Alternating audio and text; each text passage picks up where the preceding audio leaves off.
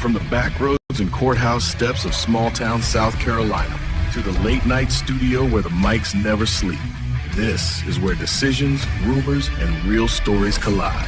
You're tuned in to the Pot Stirrer Podcast with Jazzy Jeff. Real talk, local issues, no fluff. All righty. Welcome in. We're glad to have you with us here on the Pot Stirrer Podcast here for this. This is Tuesday, the 21st of July. Can you believe that school starts back real shortly? And when I say shortly, matter of fact, teachers go back Monday and school starts back, I think, in August, the 1st of August. Want to welcome you into the show this evening here. We've got a ton of things to get to here in the allotted time. Right now, they're in the Law Enforcement, Public Safety, and Health and Welfare Committee meeting at the County Administrative Office Complex in Walhalla at South Pine Street. Want to let you know, for folks that are tuning in or join us, coming up tomorrow is one of the biggest shows here of the Pot Stirrer Podcast. We're going to get into conversations with both sides of the fire issue at the Corinth-Shiloh Fire Department. Of course, there is an inside battle between the new fire district and the former 501c3 volunteer organization. And coming up tomorrow evening at 7 o'clock, we'll start the conversation. We will be hearing from the 501c3 side first. And then in the day or two, we will switch over and get to hear from our other side, which will be the 501, or the fire district folks, to find out exactly what the issues are and how can we best go forward to fixing this issue. Because this is to me, it's a very complicated issue and a very complicated problem that seems to be going on here. Want to welcome you if you just joined us or just tuning us in here. I want to make sure that, we are not running on the certain things that we need to run on. Hold on just 1 second. Let me bring those up to, there we go. And if you're just tuning us in on Facebook, I want to welcome you in again. This is the Pot Stirrer Podcast. We're going to go live here coming up in just a few moments to the Oconee County offices for the county council meeting. Matter of fact, I tell you what, let's catch in on the last half here of what is going on with the county. We'll go ahead and jump up there, and then we'll come back here and get everything set here in just a few moments. Right now, we're going to join up our friends up in Walhalla in the Oconee County Council chambers coming up right now. But they're not for the flock stuff. So I think it's good we're having the discussion and letting people have their input and what they think out there too, because we do represent them. So that's all I've got. Thank you, Mr. James. Thank you, Sheriff. You want to hit on noise real quick, or? No, we have. We wiped that off. We took it away. We got some additional amendments got to do to it, and we'll do it at a later time. Sounds good. We appreciate what you do. Thank you. Thank you. All right.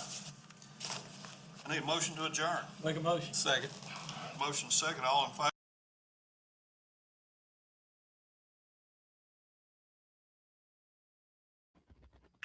All right. Well, a motion to adjourn, but that is not it. We've got more coming up here. We will go back to Oconee County here in just a few moments. That was just part of the safety committee that they were doing. That's the Law Enforcement, Public Safety, Health, and Welfare Committee. They had a conversation earlier about the flock cameras with the Sheriff Mike Crenshaw, and also a discussion on the Oconee County noise ordinance. There's a couple of things that have come back into play in the county, and one of those being the Westminster Motor Speedway. We have been following that for the last few times, so we kind of got a little bit of a heads up of what's going on. The folks over in the Oconee area over in Westminster are they're wanting to, I guess the best way that you could describe it, that is they're wanting to reopen.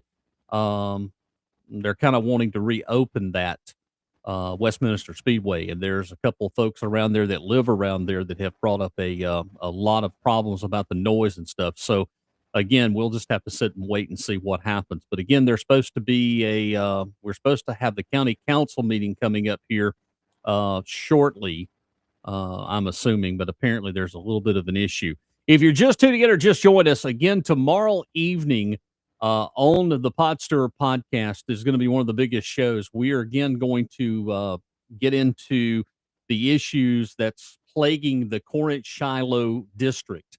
Back in 2024, during the November election, a referendum was held to incorporate that into a special tax district for firefighting for the fire department. Well, it did pass. And it seems from that point forward, everything started going downhill to the situation where we're at now. And then another issue that has been brought to the table or the attention is the issue concerning the fire commission and the ability to be elected by the citizens that live in there. The county is wanting to change that to an appointed position. And like I said, we are going to ask both sides. We're going to have a fair and a conversation coming up, and that's going to be tomorrow evening. So we will find out more of what's going on and find out what the crux of everything is. There's a lot of questions that I have that I'm going to be asking the folks coming up tomorrow. We'll start off with the 501c3 side. We'll find out just what's actually going on.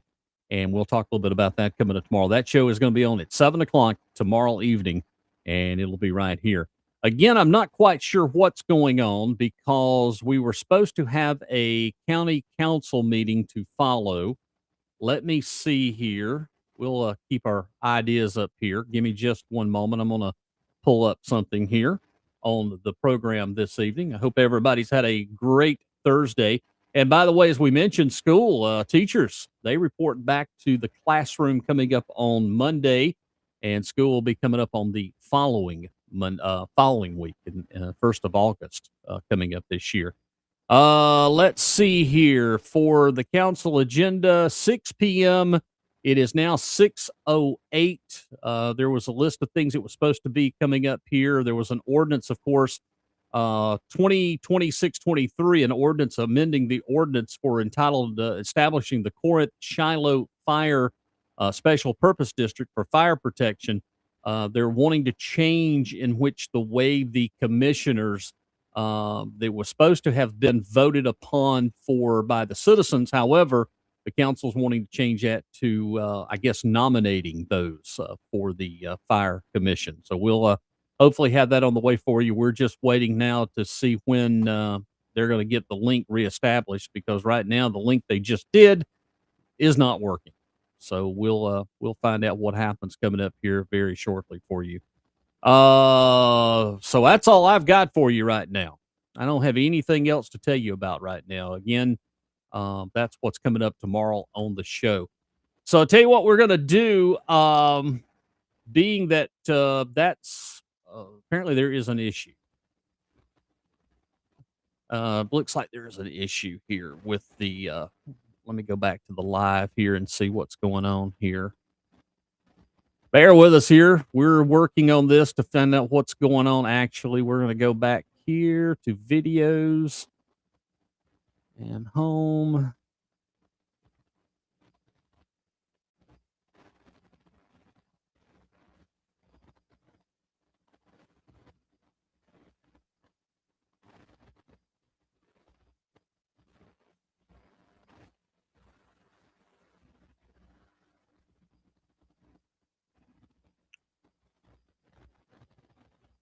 It looks like they're trying to fix the problem now as we speak.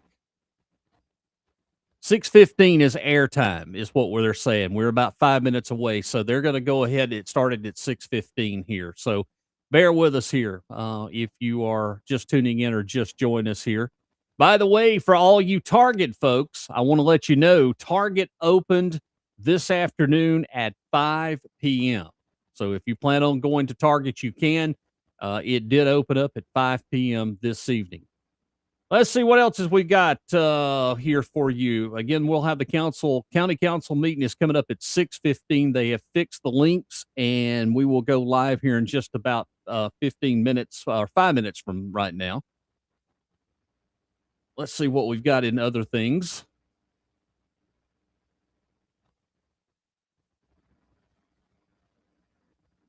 But yeah, just saw the pictures. Target is open. There was a lot of folks standing outside to get into Target. And maybe it's just me, but I don't really care. I'm doing all my shopping at Walmart and online and stuff, but it is kind of good for the economy and more people are going to shop. I do believe that Target may bring out a lot of folks from Northeast Georgia that doesn't want to go to Anderson. Now they'll drive over here to do the shopping. Again, we'll have Oconee County Council meeting coming up. This is one to pay attention to. It'll be the second reading of what a lot of folks are grabbing their attention to concerning the Corinth-Shiloh Fire District and the appointment of the commissioners instead of election. And then again, tomorrow evening at 7 o'clock, we will start an in-depth investigation. We're going to have our friends from the 501c3. They're going to be on the show. Danny Del Marco is coming in, and we're going to ask some tough questions. And we're going to find out actually how all this went in play. But we also are going to give our friends on the other side an opportunity to talk and air what they see is going on. So we'll have all of that coming up for you tomorrow at 7 o'clock. The next date that you need to be on your calendar is going to be August the 11th. August the 11th is going to be the next Seneca City Council meeting, and it will be the final vote for the Seneca Light and Water budget.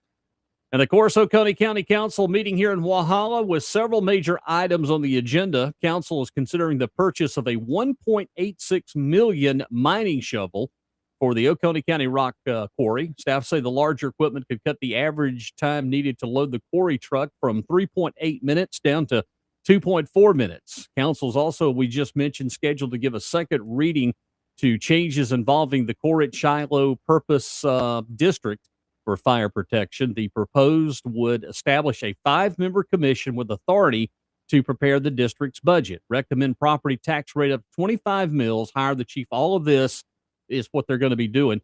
Other council business, including consideration for plans involving the preservation, redevelopment, and possible sale of the historic Oconee County Courthouse. Also, an upcountry fiber utility easement near Nebo Church Road, and a possible waiver of newly added solid waste tipping fees for small residential trash haulers. Council also has an executive session tonight concerning emergency services, infrastructure, county property, and an economic development matter known as Project Homecoming. Also, earlier today in the news, Oconee County Sheriff's Office has released a sketch of a person's investigators want to identify in the county's oldest unsolved homicide. Mark Lee, 56, was found dead inside his Claremont area home back in December of 1986. Investigators say they personally represented by the sketch was reportedly seen on the day Lee was killed. And anyone with information is encouraged to contact the Sheriff's Office or Crime Stoppers. Also, too, at upcoming elections, not only for our Senate seat, the U.S. Senate seat that was unfortunately vacated with the passing of Lindsey Graham, there will be 2 seats on the Oconee County School Board will be decided November 3rd general election. District 1 and District 3 seats will be up for election. Candidate filing packets will become available July the 27th, with filing period closing August the 17th at 11:30 in the morning. And also, too, our good friends at the Oconee Humane Society is participating in a National Adoption Week through Sunday at the Seneca PetSmart, giving residents and several opportunities to meet adoptable cats and dogs. Meanwhile, the Oconee County Sheriff's Office Community Cookout is underway right now until 8 at Yoder's Building Supply in Fairplay. All right, ladies and gentlemen, it is officially 6:15. And we are waiting to join back with Oconee County. We will continue coverage of the county council meeting coming up, and they're supposed to come back up here for the regular council meeting. You'll get to hear all of that in its entirety coming up here this evening while we're waiting for the county council information coming up. Again, we do have a local election coming up for November here, and now the latest news. We've got 2 school board seats that'll be coming up available on the District 1 and District 3. Again, August the 11th. That's the date you need to write down on your calendar. We'll have coverage on that day as well. of the Seneca City Council meeting here on the Pod Store. That'll be the final vote for the Seneca Light and Water budget. And we'll know more coming up about that in the 11th, if it passes or not. Tuesday evening, Podster. The show is available at the Podster at jazzyjeffpodster.com. Also on social media and Facebook. We're just awaiting right now the start of the council meeting. Of course, the time was supposed to be 6:15. They ran a little bit long in the previous meeting, which was the public safety and meeting that they normally have right before the county council meeting. And tonight we had Mike Crenshaw was speaking about the flock cameras. Again, that is a huge, huge topic right now, these flock cameras. There is some good in this flock, but there's also a lot of bad in these flock cameras. We've seen the stories now that are developing around the country and here locally, not in this particular area in the South, that these flock cameras are being used, I kind of want to say illegally, for capturing other information than what it was originally designed or intended for. And a lot of folks are bringing up a question of privacy and security, and is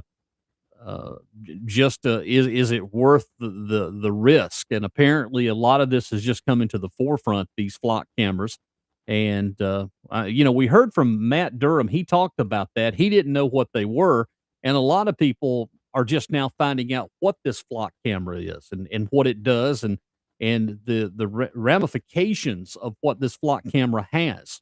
I mean, this basically, it's government spying on you is what it's doing.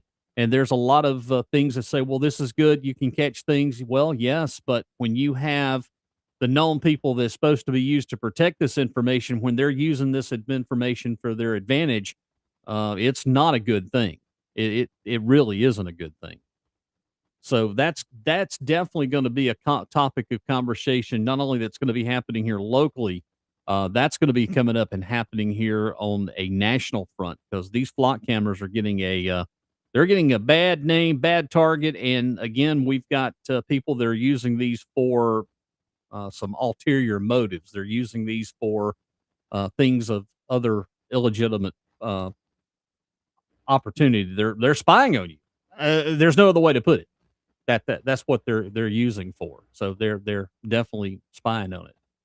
What else do we have to say or going on here in news headlines around Oconee County? We're just waiting for the start here of the county council meeting for tonight.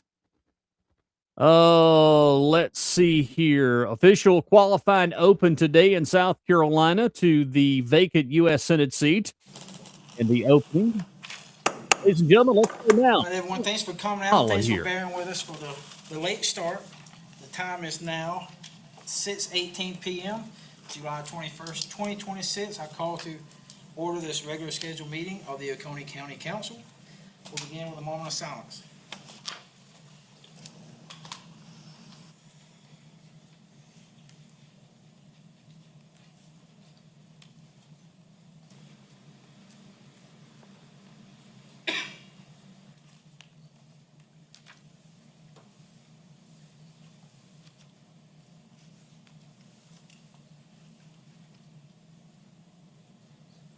Mr. Joel Smith, would you please pray for us? Yes, sir. Let's pray. Father, we thank you for the day that you've given us. We thank you, Father, for your grace and mercy that's been on us, and even the time that was had in the preliminaries. We thank you for that, Father. We thank you that we live in a country where we have the freedom to gather as such, to have voices heard. We thank you for the council, the way you've led them, the wisdom you've given, and we pray, Father, that in the name of Jesus, that you would give them wisdom tonight as they govern. We pray, Lord, that you'd help us to be civil and that our voices would be heard. But we pray most of all that you receive glory as you ought in all things. In Jesus' name we pray. Amen. Amen. Mr. Devin Clay, would you lead us in the pledge? Pledge allegiance to the flag of the United States of America and to the republic for which it stands, one nation, under God, indivisible, for liberty and justice for all. On this, we have county attorney comments. No, sir, not at this time. Thank you, sir. Next, we have county administrative comments. Yes, sir. Mr. Chairman, I'd like to reference Director Caudill, if he could come up for a moment and give us just a little presentation on Noah's box.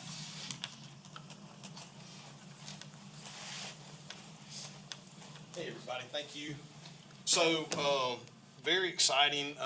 Some of y'all seen the news the last couple of days. News 7 covered it, and we've had a couple more news agencies. So what we did through emergency management is autism is really a big subject today, and we deal with it on a day-to-day basis a lot of times with our community. So emergency management was able to work along with some of the guys from the fire side and came up with a great idea through Noah's Box. They found it through another meeting with Oconee County, and Oconee County had already started doing some of this. But Noah's Box will be put on fire trucks, police cars, deputy vehicles, rescue vehicles for the county. And what is in it is for kids with autism is kind of a deal to help keep them comfortable when we get on the scene. There's also things that go in here like the stickers for the windows and the doors. When we run calls a lot of times with the fire and the EMS and rescue, we can be overwhelming with lights, sirens, and people. So if we know that we're going into one of the situations where we're going to be dealing with that, we're teaching how to back out, let one person go in, assess the situation. Things that we carry in here, we carry for nonverbal. We have things with pictures, so if we have nonverbal children, but they can tell us what's going on through pictures, we can do that. We also have, it's a teddy bear, but it's weighted, it's like a weighted blanket for kids that have autism to keep them more comfortable. Of course, we have stuffed animals. There's all kind of visual aids in here that help keep them focused on different things while we're in there.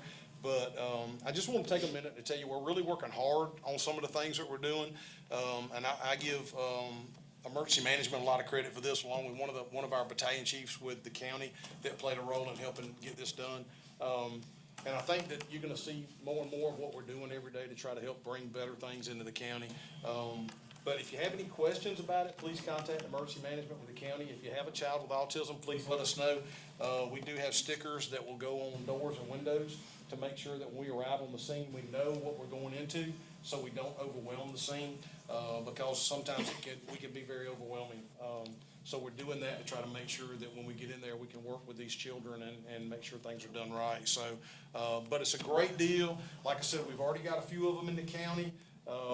We're working with the sheriff's department to put some on at least 3 or 4 of the patrol cars. We may work with the cities to also put 1 or 2 possibly in the city patrol cars, our rescue squads, and our fire department. So, and we're doing training on them as we speak, and as we get trained on them, we're putting them on that equipment. But they have a lot of really good stuff in here. There's earphones in here, like to drown out noise.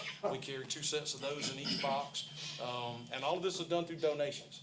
None of this has come out of county tax dollars. We've been able to work really hard to do that, and so everything that we've done has been through donations through different organizations. So, but I just want to take a minute and tell you about it. I know it's been on the news, but I kind of was really proud of it, and I want to take a minute to show you what we're working on that side of the table. So if you got any questions, you'd like to look at it after the meeting, let me know.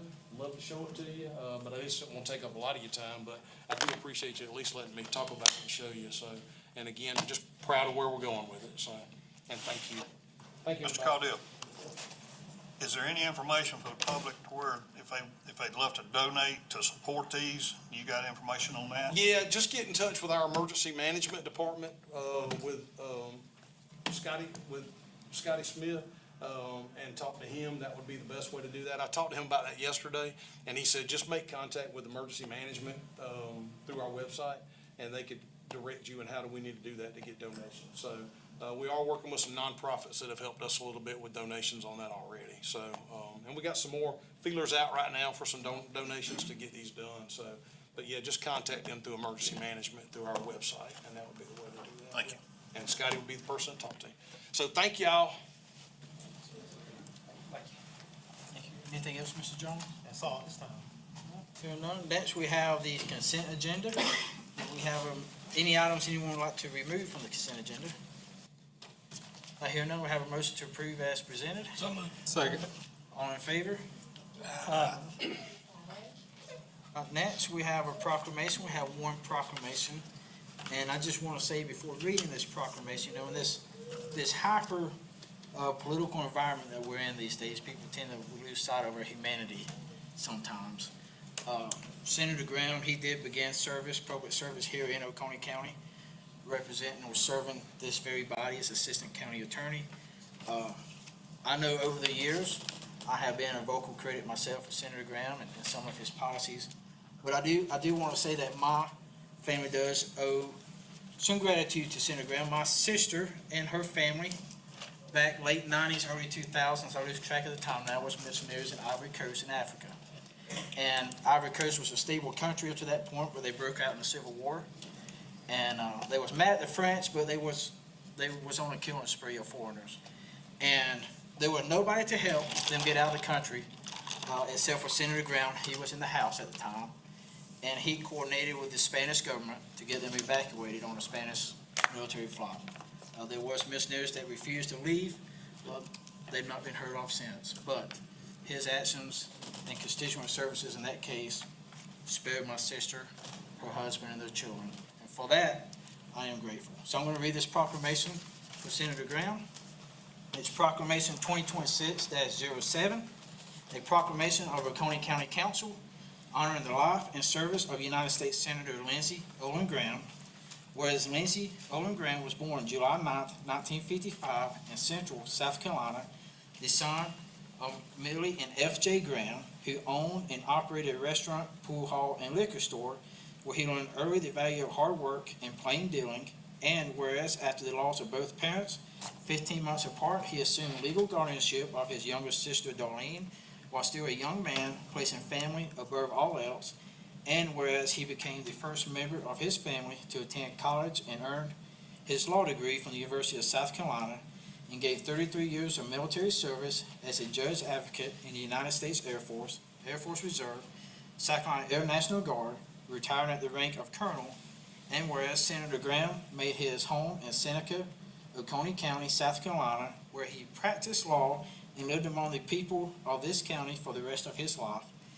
And whereas he served the people of Oconee County directly as Assistant County Attorney from 1988 to 1992, providing legal counsel and service of this very council and practiced law in Walhalla alongside attorneys who later served with distinction in local, state, and federal government. And whereas in 1992, the voters of Oconee County elected him to the South Carolina House of Representatives from District 2, the first public office he ever held, and the place where a lifetime of elected service to South Carolina began. And whereas he was elected to the United States House of Representatives from the 3rd Congressional District in 1994 and to the United States Senate in 2002, where the people of South Carolina returned him 4 times and where he served until his death. And whereas across 5 decades of combined military and public service, Senator Graham rose to national and international prominence, yet Oconee County always remained his home, and he remained deeply connected to the citizens who first entrusted him with public office. And whereas Senator Graham passed away suddenly on July 11th, 2026, at the age of 71, and is mourned by his sister, family, and staff, as well as the people of South Carolina and the nation. Now therefore be it proclaimed by Oconee County Council, a meeting duly assembled, that the council does hereby honor the life, memory, and service of United States Senator Lindsey Olin Graham, express its deepest condolences to his family, and gives thanks for a life of service that began here in Oconee County and reached the highest councils of the nation. And be it further proclaimed that a copy of this proclamation be presented to the family of Senator Graham and enter permanently into the minutes of Oconee County Council, the same public record in which his name first appeared a generation ago. So motion. Second. All in favor?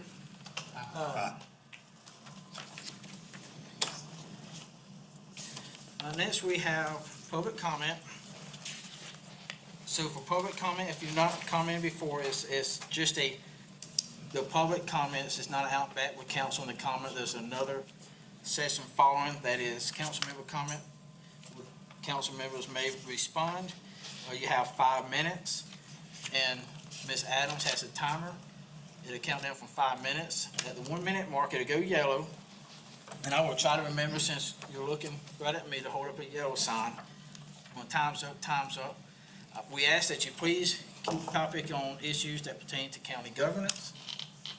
And also, please, if somebody says something a lot, please hold applause, because we do have a lot of speakers lined up. We want to move through everyone as quickly as we can. There is a 50-minute time limit, but we'll evaluate that as we get closer to that time. But just be respectful of everybody's time. Let's move through, hold applause, and I appreciate you all coming out to speak. First, we have Mr. Richard Pug. Sorry.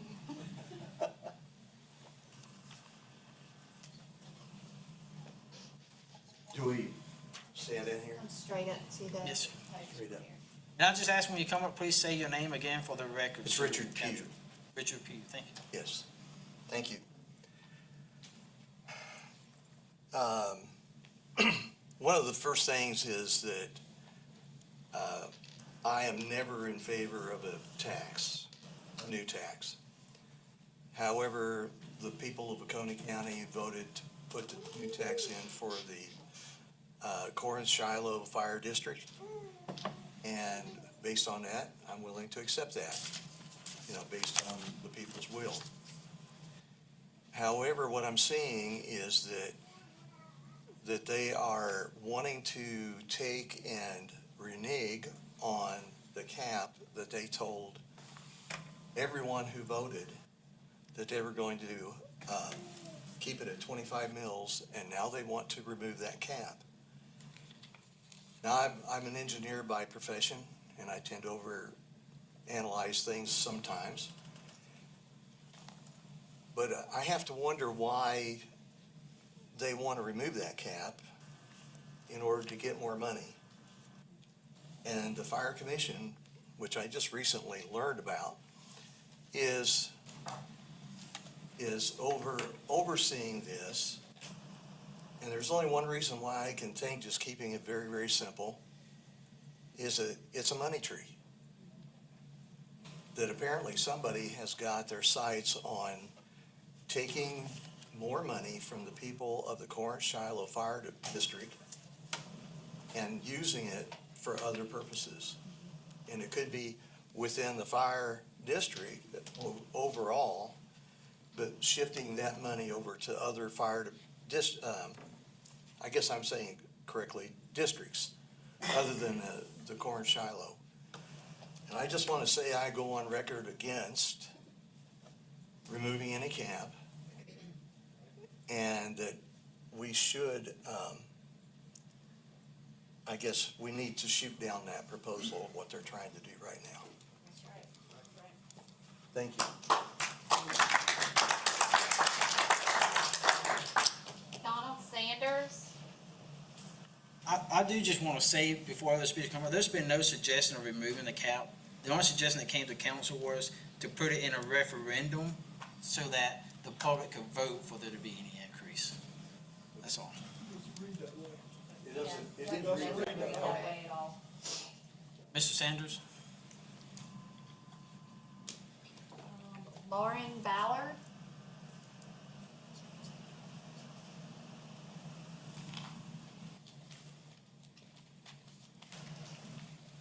Hello, Oconee Council members. My name is Lauren Ballard, and I am the creator of DFLOC Oconee County. I am a resident here in beautiful Oconee County, and I am also an Auburn University graduate in geospatial and environmental informatics. So with that being said, I know a lot of stuff about data, GIS. I can make things like that map over there. I know a lot of data whenever it comes to roads, that type of thing. So whenever the issue of flock cameras came up within Oconee County, I started immediately diving into all of the data and trying to figure out who exactly owns these, where is this data going, how is this data being used, and one thing with that, and one thing I want to preface before I go any further, is that with DFLOC Oconee County, I do not want there to be any destruction of flock cameras within Oconee County. I believe the way to resolve issues is through conversation, just like with Charlie Kirk. And so with that, one of our biggest qualms with these cameras is that these cameras went up without any of us citizens being asked. There's no input from the public about where these cameras should have gone, how they went up and everything. So Flock Safety also says that they don't sell our data, but the answer to that is we can hope for sure, or we don't know for sure if they sell our data or not. The only way we can know is through an intense legal process with lots of money and lots of time. And obviously, I don't have the money or the time to do all of that. So with that, I also want to go off of the point made earlier. What if these cameras were in place during COVID? What if you were fined for not wearing your mask properly? What if you were fined for not following the stickers on the floor in the grocery store? The question I want to ask you is, how could these cameras be used against us citizens in the future? My final question is, what will your legacy in this critically important moment of our county be? How will you be remembered regarding this issue of flock safety cameras whenever it is such a national issue? And there's so many comments within my Facebook group, and especially with my other posts online. There's, hundreds of likes, hundreds of comments. Everyone is pretty confused on this issue. But I would love just some guidance on that, of course, which we have gotten earlier from you. And the goal is, how can we resolve this issue and move forward with something that is constitutionally correct with our rights. So thank you so much. Howard McCarthy.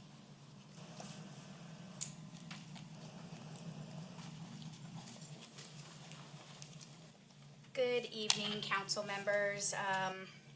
My name is Valerie McCarthy. I'm a Oconee County citizen here. I also ironically work in the field of patient safety, so I'm familiar with safety as a whole. And but I want to begin kind of expressing just my appreciation for Sheriff Crenshaw and the men and women of law enforcement who work every day to protect our community.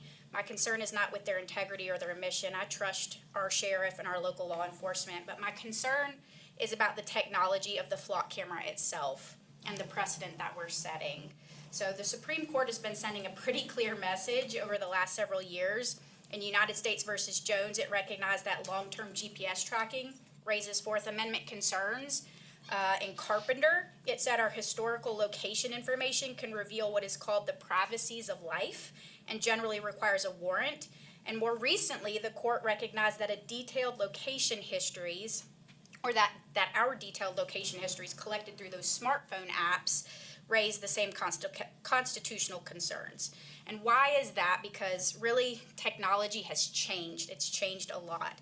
And today it's possible to collect, store, and search years worth of information about where completely innocent people have traveled. And that's something that just simply wasn't possible before. One camera doesn't tell much, but hundreds of thousands of connected cameras, as we heard from Sheriff Crenshaw today, that there's a lot of different agencies kind of accessing these cameras across the nation.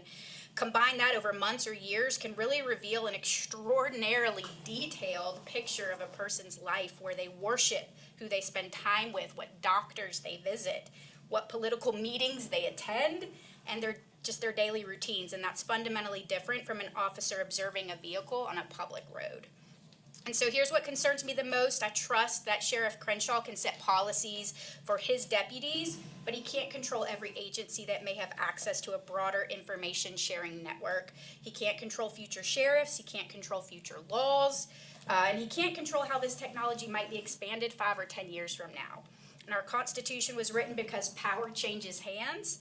Constitutional safeguards have to be built into the system, and they should never be dependent on whoever happens to be in office today.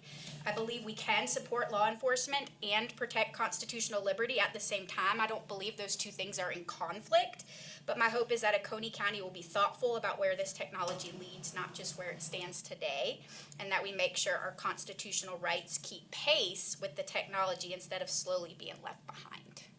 Thank you.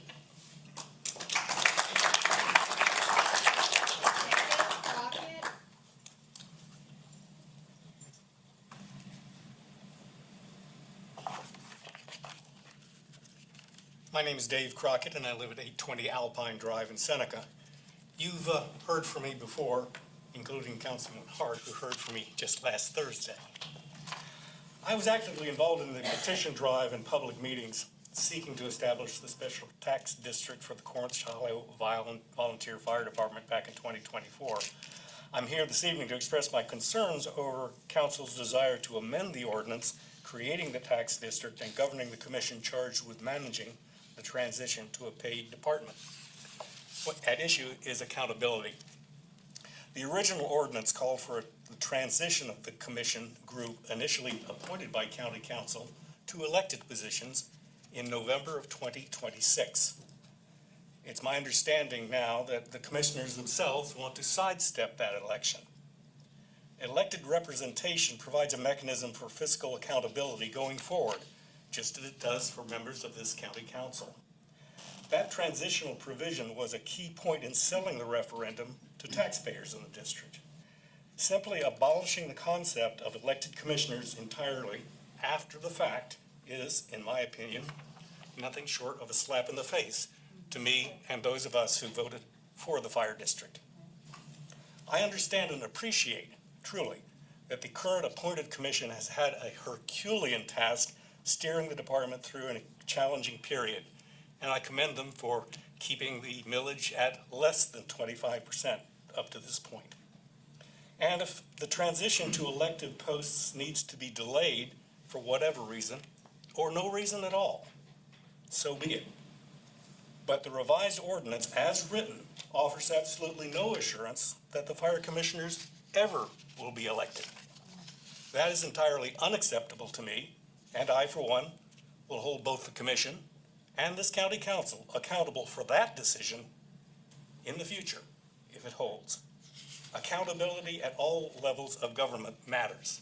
Full stop. Thank you.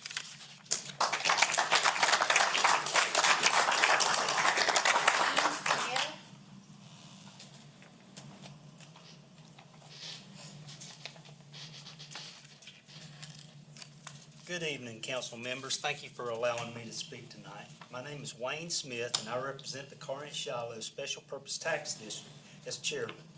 On behalf of the commission, I'm asking you to support ordinance amendment to appoint commissioners for 2 years.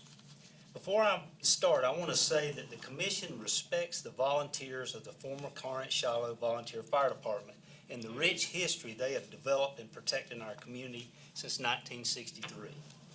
When this commission was established less than 2 years ago, it was our goal to include and partner with the volunteers to establish this new organization. In the first year, we partnered and worked with them by allowing their chief to be the commission interim fire chief until we could hire our present chief in January this year.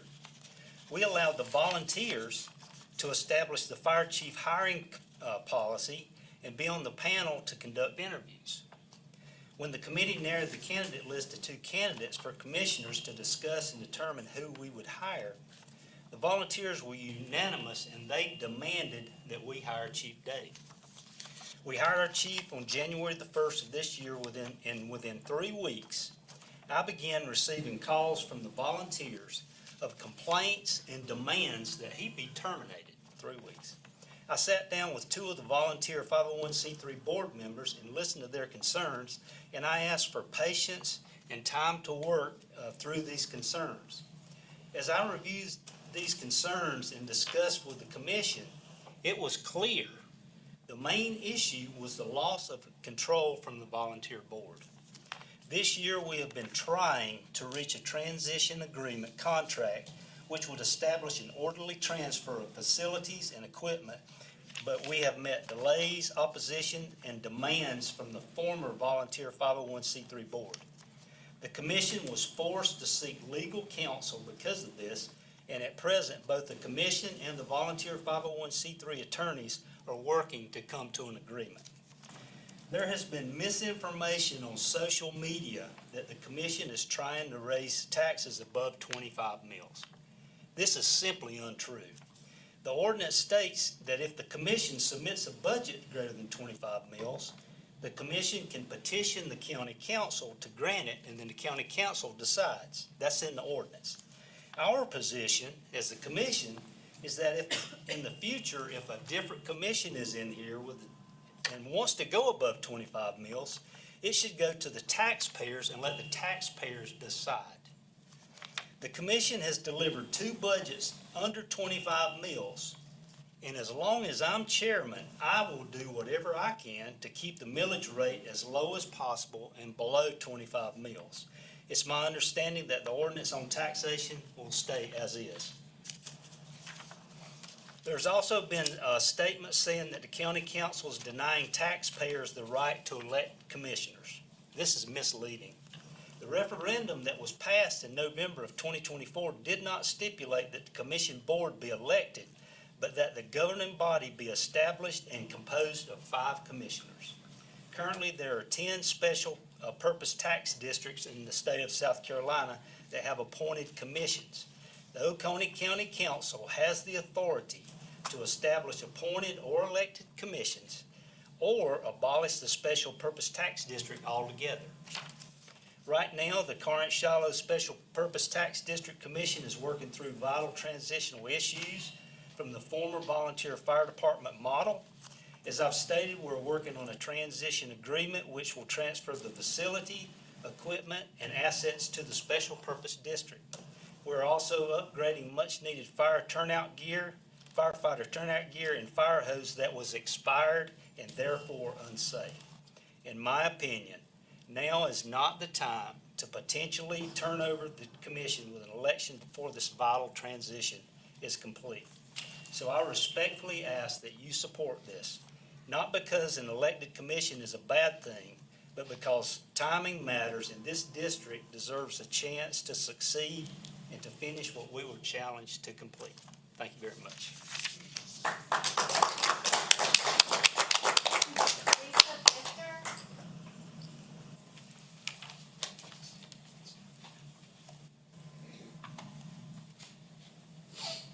Thank you for the opportunity to speak. My name is Lisa Eister. I am a resident of Oconee County and have been for many decades.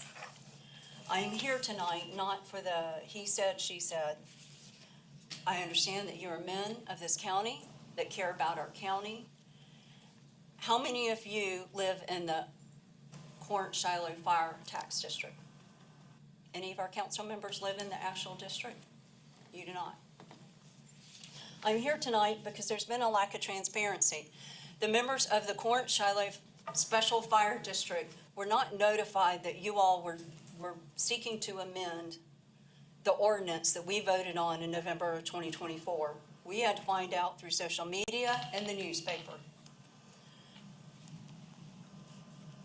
The taxpayers of the district voted to approve this ordinance in November of 2024. My husband and I voted for it. We have the greatest appreciation for our firefighters, past and present. We felt like this was the best path forward for Corinth-Shiloh Fire Department to have a special tax district. Therefore, we voted for it. We were appalled to learn that an ordinance is going forward that removes our ability to vote and choose commissioners. I respect Mr. Smith's comments on that, but let me read. It says, the original ordinance that we voted on as taxpayer says, the commission shall initially be appointed by Oconee County Council, which appointment shall occur soon after the enactment of the ordinance is reasonably possible. Thereafter, the commission shall be elected by qualified electors of the tax district during the general elections held in November of 2026. You all are putting forth an ordinance that removes the taxpayers' ability to vote and elect commissioners, our representatives. It's called taxation without representation. That is my issue with this ordinance. It is a slippery slope to remove our right to elect commissioners and remove our right to vote. When you had us vote on this ordinance to begin with, it feels like a shell game. Vote on this ordinance, then we can take away your right to vote. We can take away your rights as taxpayers. Council members, each of you are not funding this tax district. Hardworking taxpayers are funding this tax district. We deserve the right to the original ordinance to elect our commissioners. I understand Mr. Smith's concerns, but that's not changed the fact that you are about to force on us taxation without representation that we have chosen as taxpayers. I urge you to reconsider. I urge you to honor the ordinance. that the hardworking taxpayers of Oconee County and of Corinth-Shiloh Special Fire District voted for. Thank you.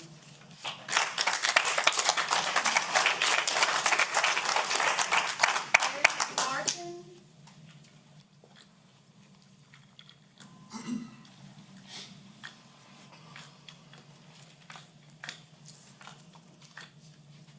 Gentlemen, hello. My name is Kerry Sartain.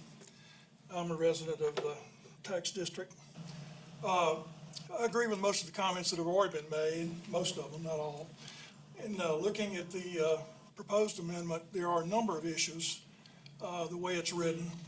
Obviously, the appointment without election is a major one.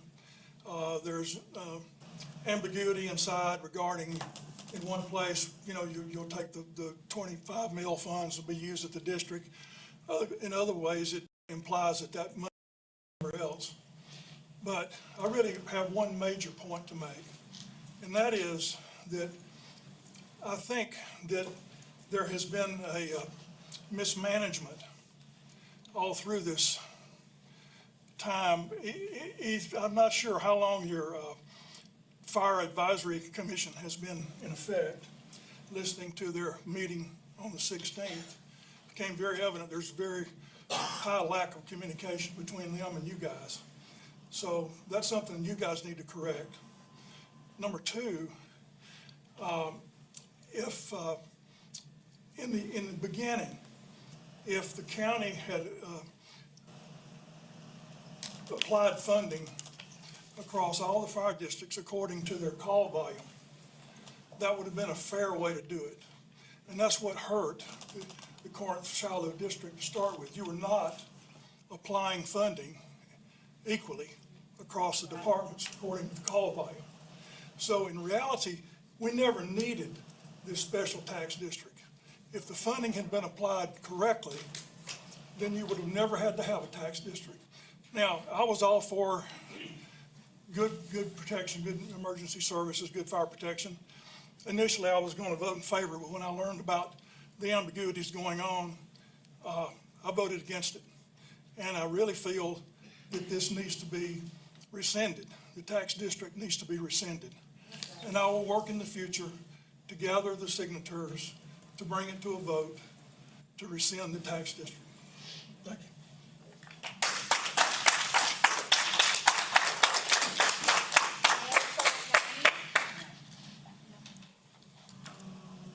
Christine Levesque.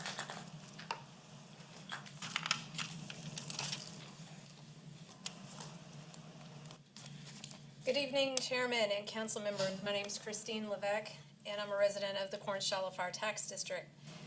Tonight, you're not simply considering this amendment to a fire district ordinance. You're asking to take away the voters' rights in the Corinth-Shiloh Tax District.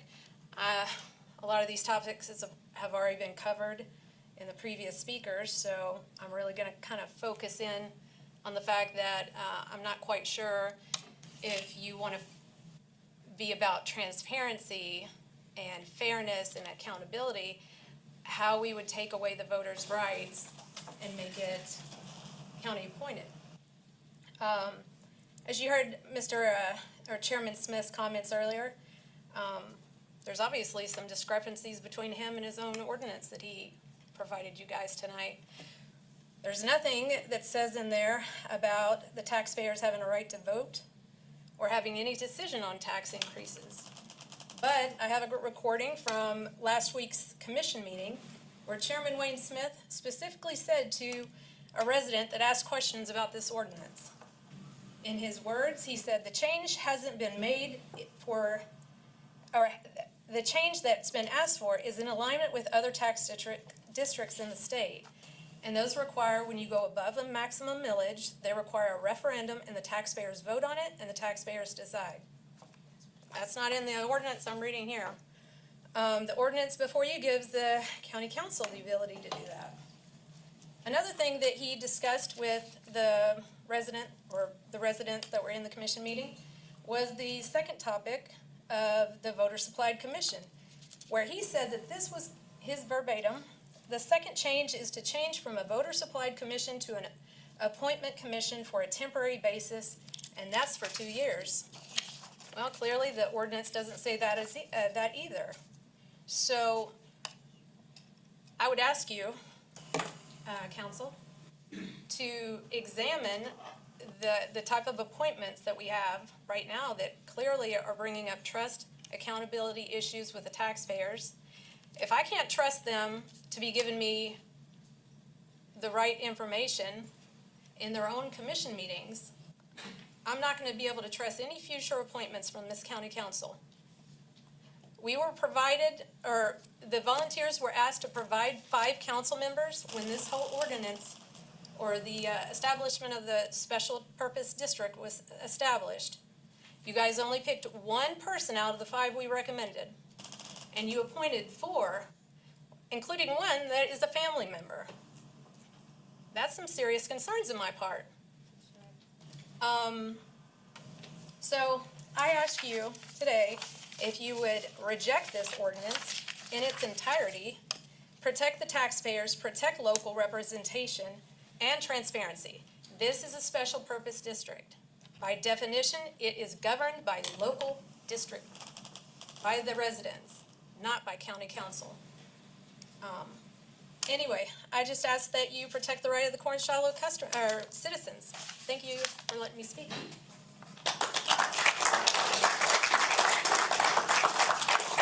James Miller?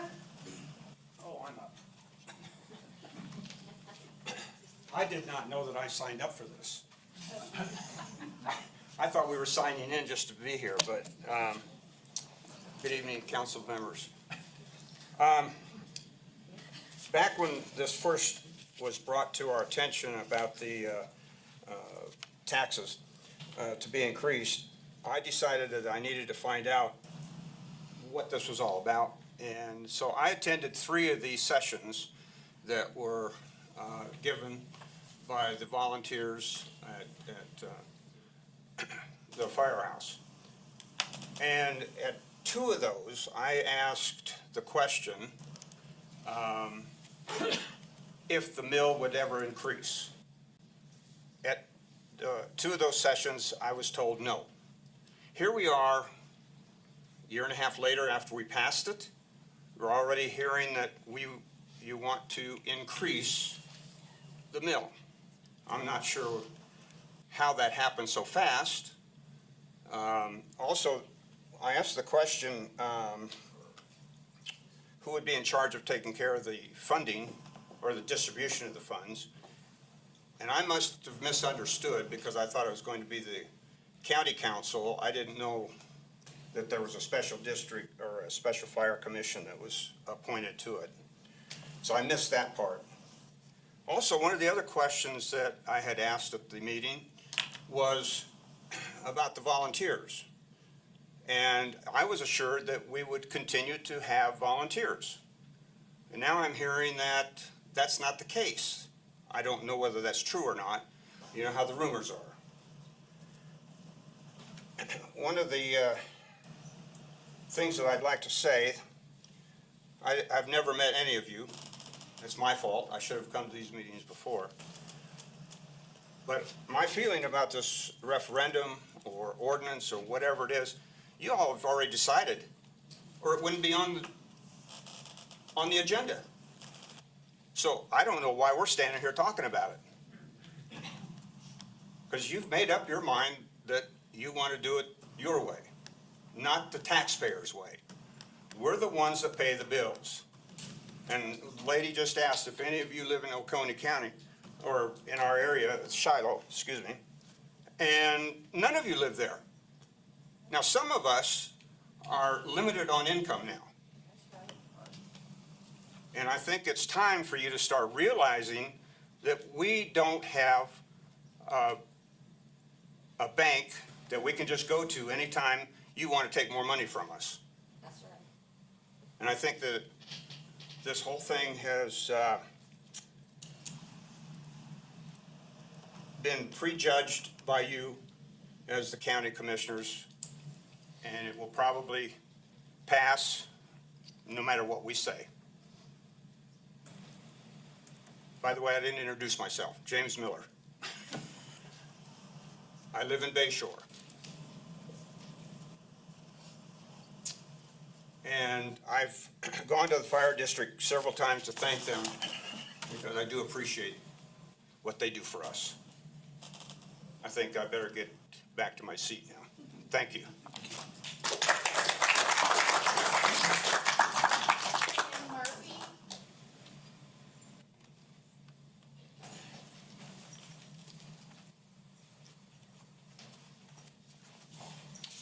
Thank you. My name is Tim Murphy. I've been with the Corinth-Shiloh Fire Department for 13 years.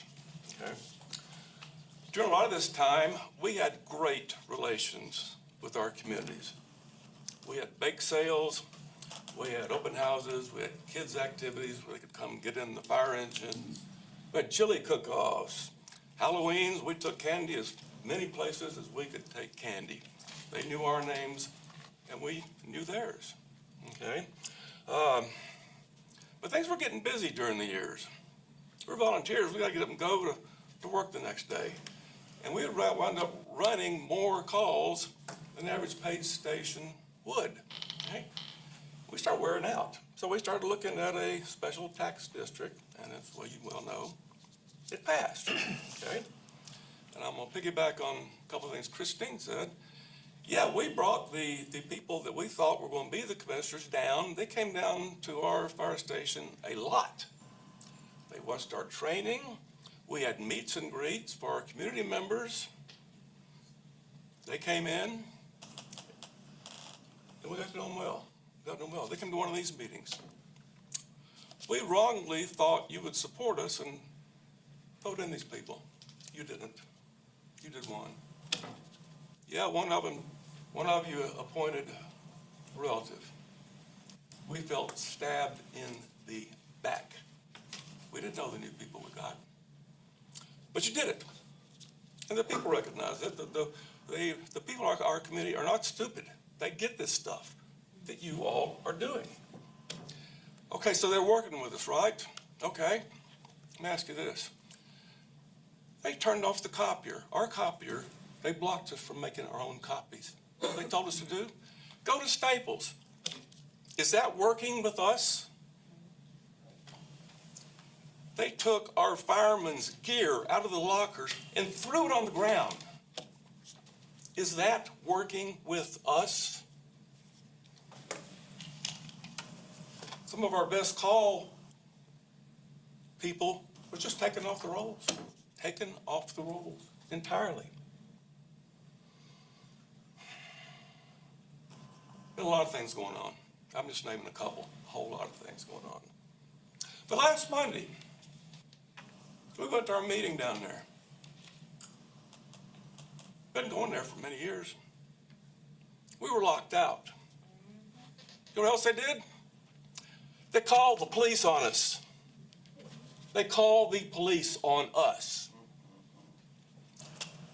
I served as a naval aviator for 20 years, as a public school teacher for 18 years, was almost killed on Old Clemson Highway, flown to Greenville, not expecting to live, and I'm locked out and had the police called on me. What kind of people do this? No wonder the county doesn't support you all, or the commissioners. No wonder. Yeah, we feel like we're being run out of Dodge. We really do. Yeah, maybe we made a mistake on getting the right chief. It happens. Maybe y'all made a mistake when you decided to pick your own people instead of letting the voters decide. And now you're going to do it again. You're trying to do it again. You want to pick the commissioners. Let the voters decide. And I know people can twist things and this ordinance, that, and everything. But again, I talk to people in Bayshore, and they're not happy. They call me. They're not happy, and they know what's going on.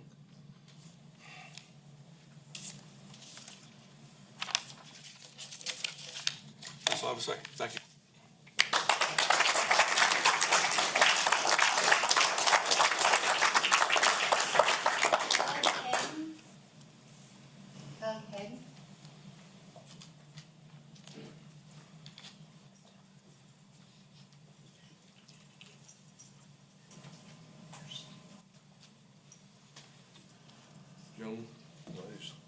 My name's Douglas Wayne Hedden Jr. I live at Mountain Rest, South Carolina.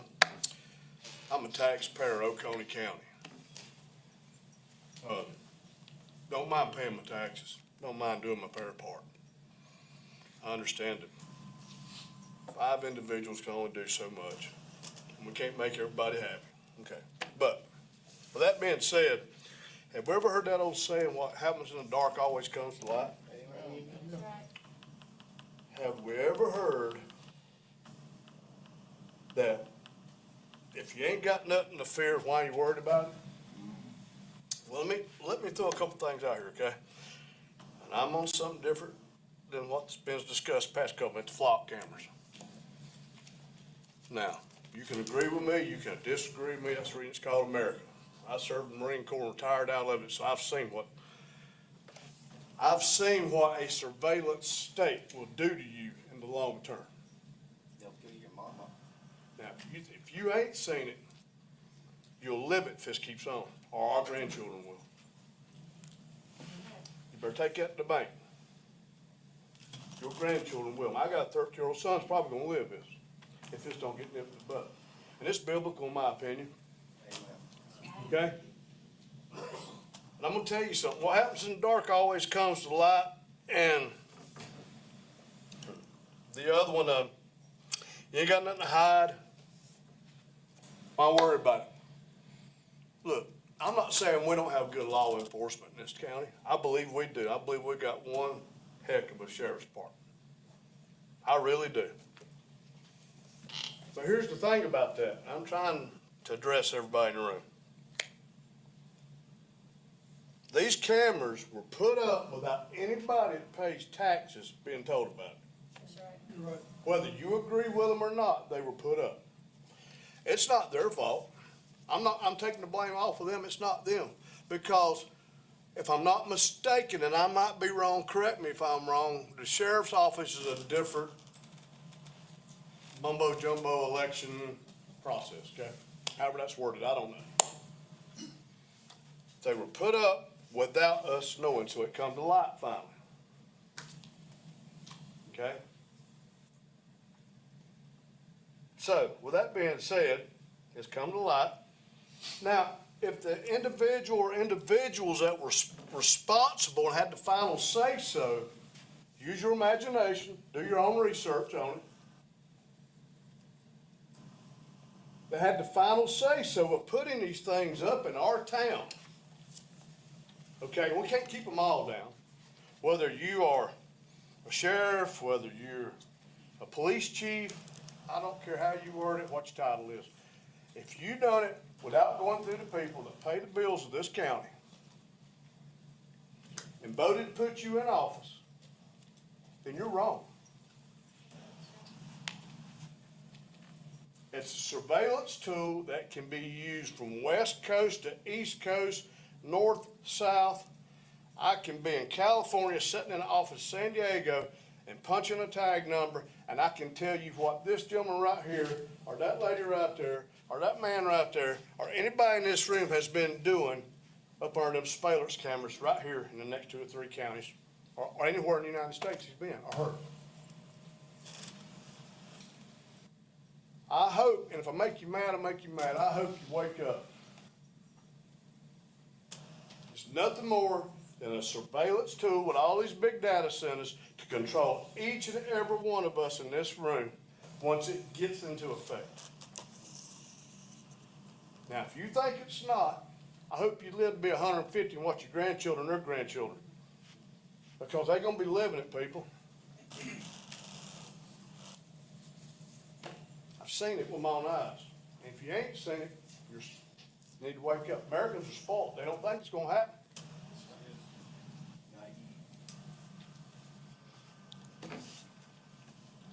Am I mad? No, I'm not mad. I'm not mad.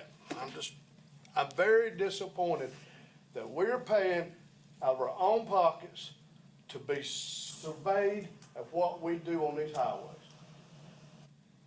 Yes, you have a right to cut these off. I got 10 seconds. You have a right not to walk in the places that got video camera monitoring you.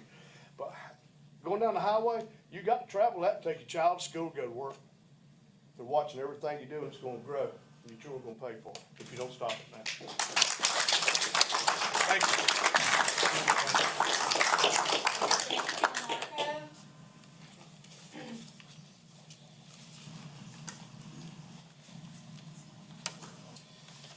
Good evening, Council. My name is Danny Delmarco.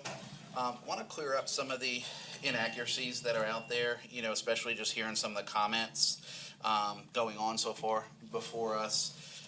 Yes, there are a lot of issues between the volunteer organization and the tax district.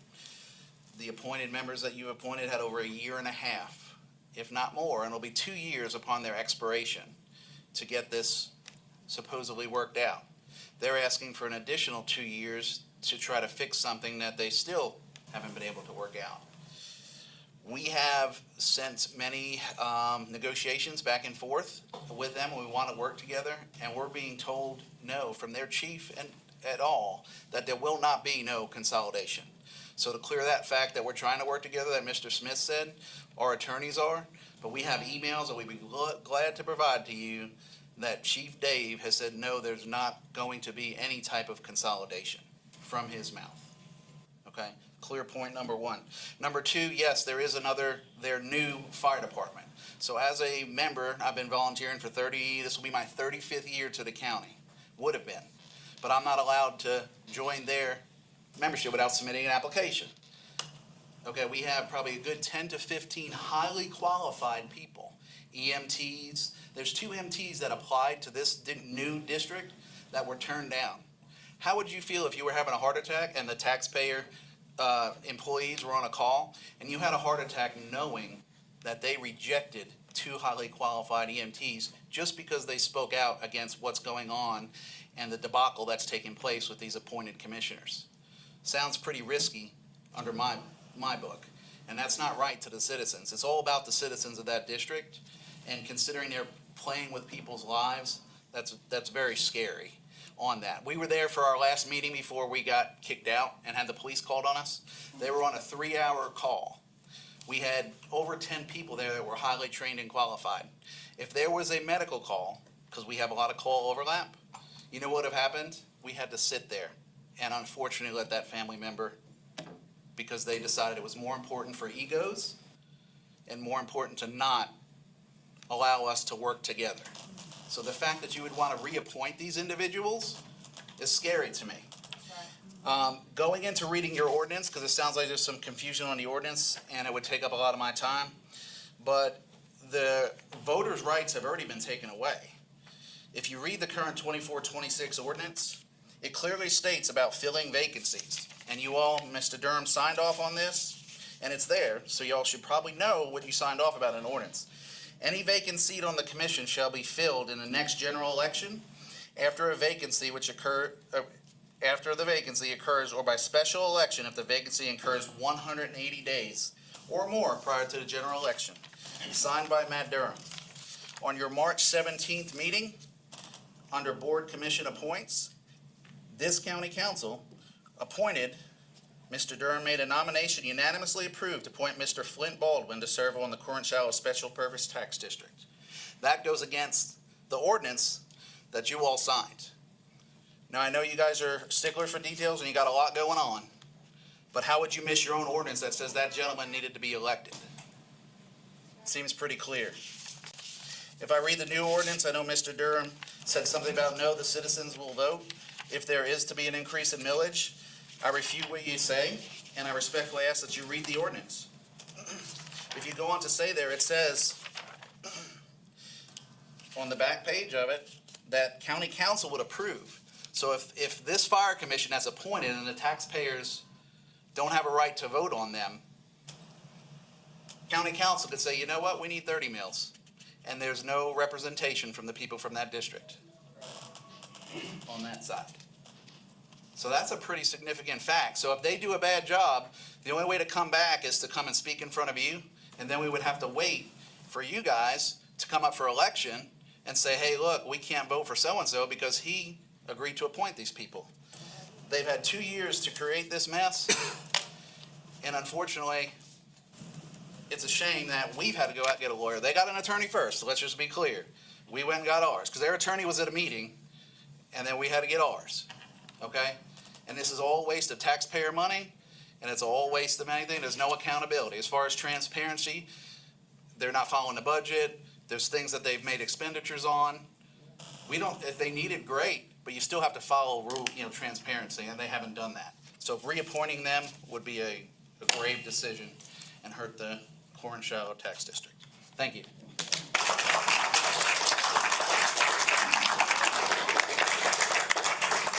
Please hold applause. We got a long meeting. Miss Adams is trying to say the names and people can't hear from the applause. I ask that you please respectfully hold applause. Mr. Bill Box.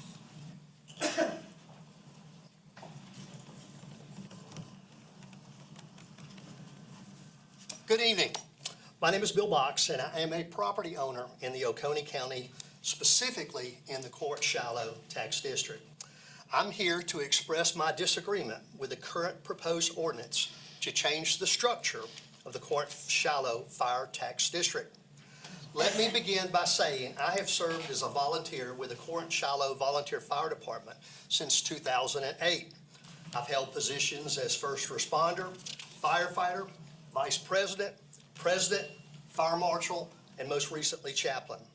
Although I may live across the river, my heart is very much involved in this district.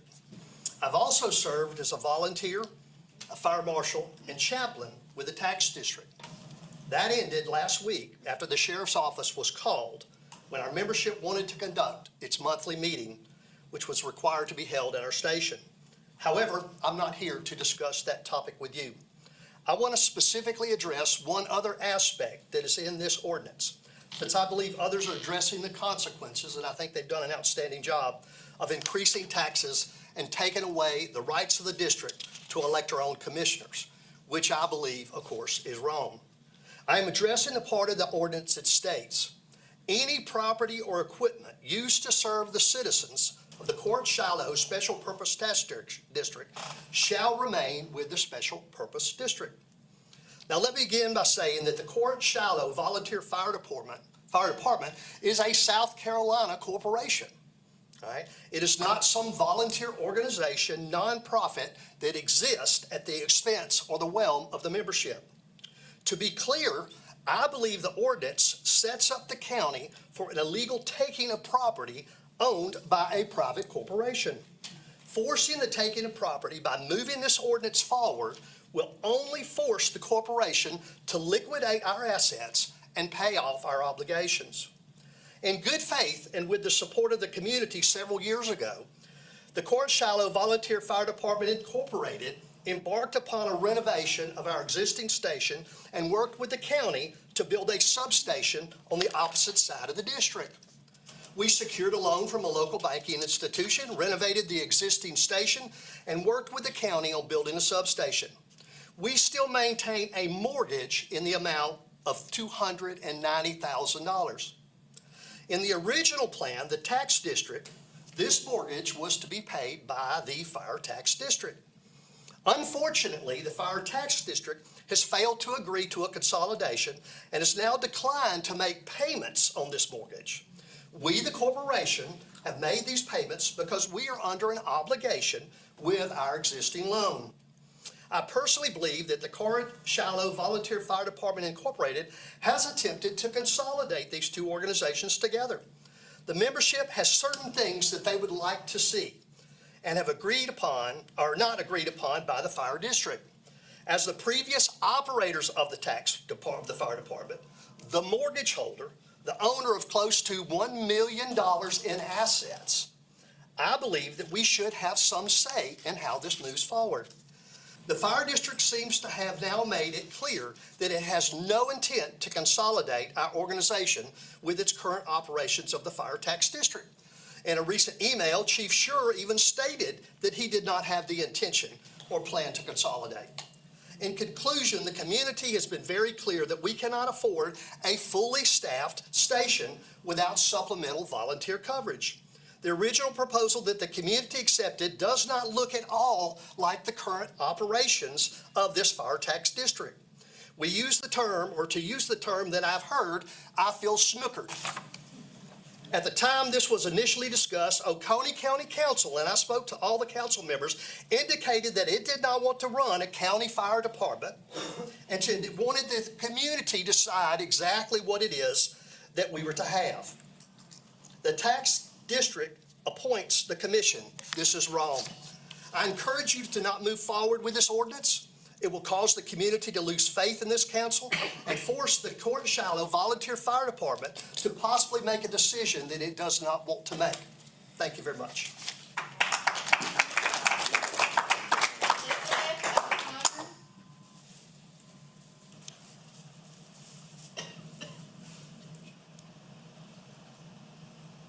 I didn't expect to be up here so soon. My name is Elizabeth O'Connor. I live in Mountain Rest. And I recently heard on WORD radio about the flock cameras being put up in Mountain Rest. And I have an objection to that. My background is I've got some law enforcement experience. I'm a retired military combat veteran. I've looked at the list of where these cameras are. I can't see them. Now, to me, the most effective way of getting people to obey the law is to have a robust physical appearance of law enforcement officers. It's the guy running the speed traps in the morning when the school buses are running and making sure that nobody drives around the school buses. You lose that with these flock cameras. And so essentially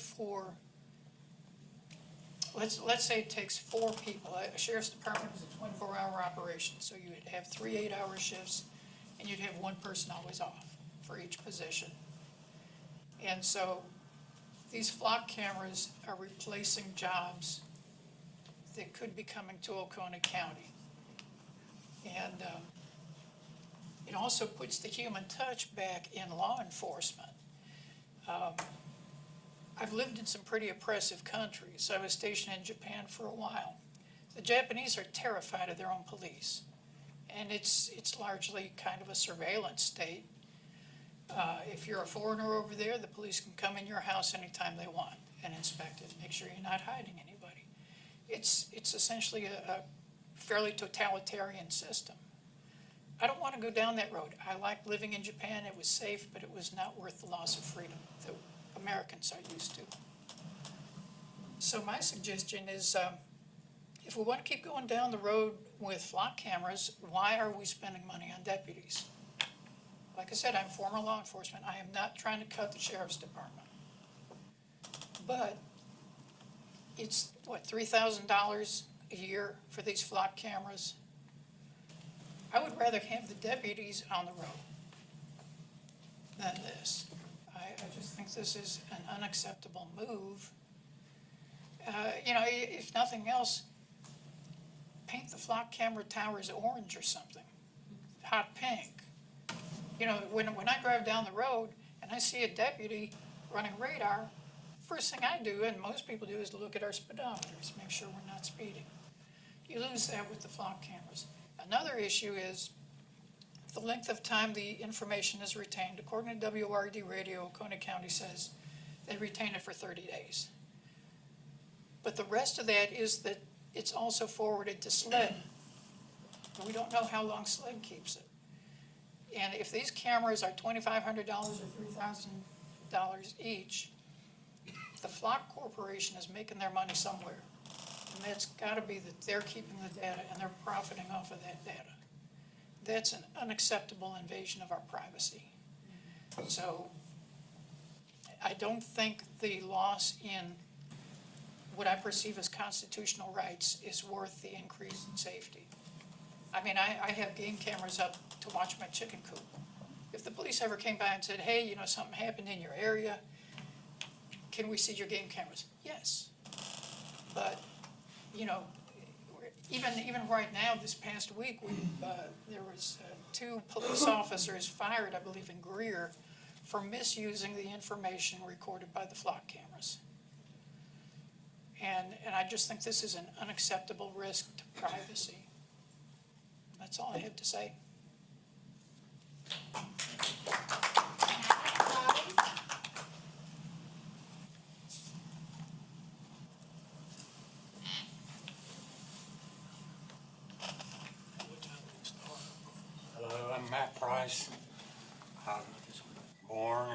South Carolina. Lived there 40 years of my life. I'm here about the flock cameras, my concern. A lot of it's already been addressed. But I think that we need to look into it a lot more because, or just take them on down now.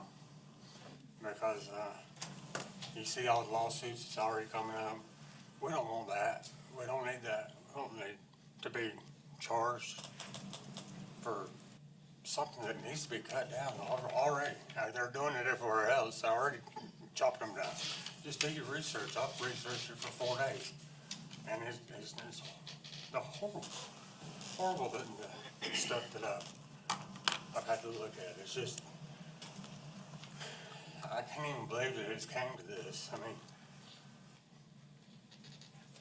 we sit here and listen to what seems to me like either lies from the sheriff or something that the sheriff was told and he was just misinformed. I don't know that he even read the whole contract. If you dive down in it a little bit, they're giving away too much access to everyone. And whether you're doing wrong, you're doing right, that's not what the point is. The point is they need to come down. That should have never went up. And I hope that y'all can get these cut down, and I won't pass it on to someone else much smarter than me that can hopefully influence y'all to do the right thing. Thanks. David Hammond. Thank you, guys.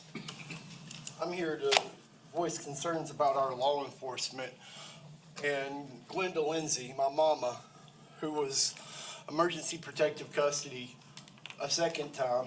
And because I got her home with stage 2 bed sores, when I got her home, I took pictures of the bed sores, and I'm glad that the media is here because I think that this is a huge problem for Crenshaw, who's hired pedophiles to work in our schools, who's hired fire cops from Anderson County to guard our streets and to do what they do when they were fired at Anderson. They come here and they ring tyranny.